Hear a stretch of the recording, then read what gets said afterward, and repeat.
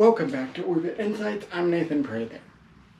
We are currently just days away from the inauguration of a new president here in the United States. And as of this recording of this video, and so I want to go over how Trump might change NASA. Before we get into it, please subscribe if you are new to the channel. I also have a Patreon, so make sure to check that out. As a patron, you get early access to videos, full episodes of everything we cover here on the channel, a private community to discuss astronomy and spaceflight, and more. So go to www.patreon.com/orbitinsights to start exploring the cosmos. Alright, so I saw an article that piqued my interest, and I thought that I would discuss it with you guys. So, today we're going to be discussing how Trump might change NASA. I'm going to cover the culture, how the government is working with private industry and what is prioritized, and then what the end goal is. So, we're going to talk about Mars, the future of the Artemis program, SpaceX, all that stuff. So here's what we might have to look forward to in 2025. So that article is by Eric Berger. He's the author of Liftoff and the senior art editor for Ars Technica. And I really like this article. He has a lot of very credible sources. And so this article is how NASA might change under Trump. So here's what's being discussed. So it's literally probably what's being discussed because of who Eric knows, and usually when he makes a prediction, kind of talks about a rumor, it's almost always right. And we know that Elon Musk and Donald Trump have really kind of been besties ever since really July. Elon put a lot into getting Trump elected, so they're really close. And even Jeff Bezos was recently at Mar-a-Lago, and Elon and Jeff follow each other on X, which is something I didn't see coming because, you know, they're rivals, competitors in the industry, and they have had kind of a rocky relationship. It's interesting. So, you can also see this in the Walter Isaacman biography. He talked about Elon Musk. He talks about what's going on behind the scenes, where SpaceX might be going. So I definitely suggest checking that out as well. But anyway, so Elon Musk said on November 14th, after the election, that people want change and we're going to give it to them. So I think that this is really going to be the most transformational 4 years for spaceflight we've probably ever seen. Perhaps, you know, I think since the 1960s, really.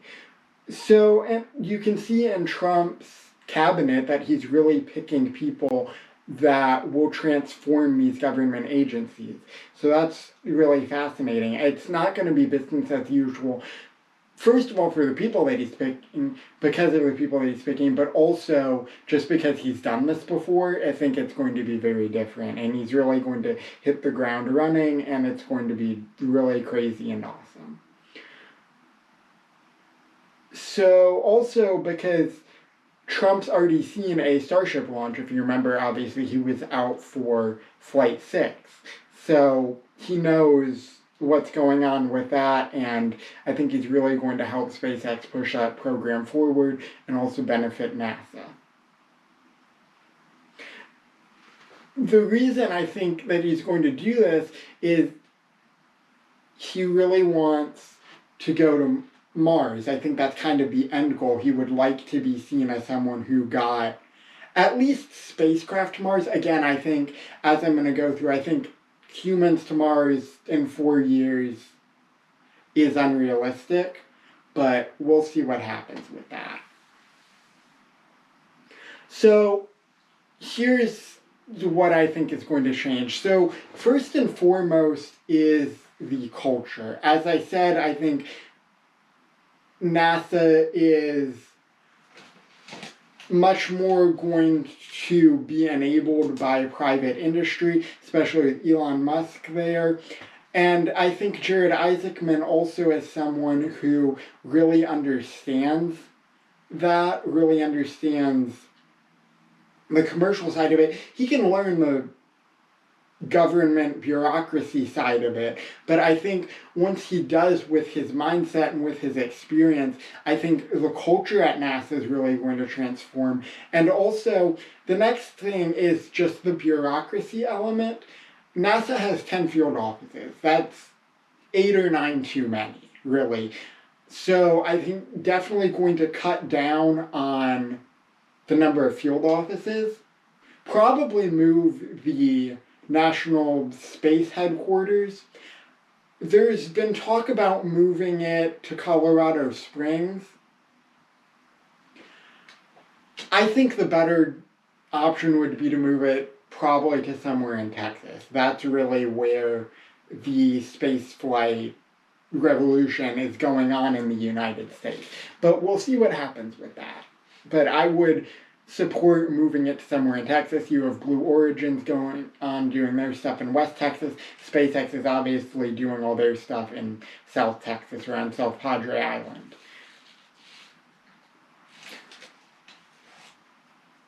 So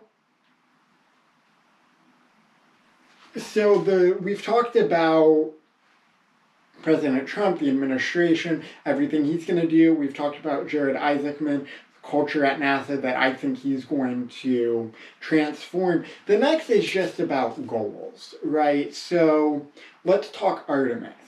So Artemis and Mars. I think the other thing that he's going to do is radically transform the Artemis program. He's not going to cancel it. We're still going to do the Artemis program initiatives, but I think it's going to be radically transformed. I think it's going to be a lot more NASA using SpaceX and using private industry, and I do think he's going to can the SLS, to cancel the SLS, because the SLS does not make sense from, economic standpoint, efficiency standpoint, anything of that. And it's really, right now, it's become a symbol of government bureaucracy, old thinking, and government inefficiency. And that's not anything that we should have when we're trying to do something as ambitious and grandiose as going to another planet. So we need to get that out of there, cancel the SLS.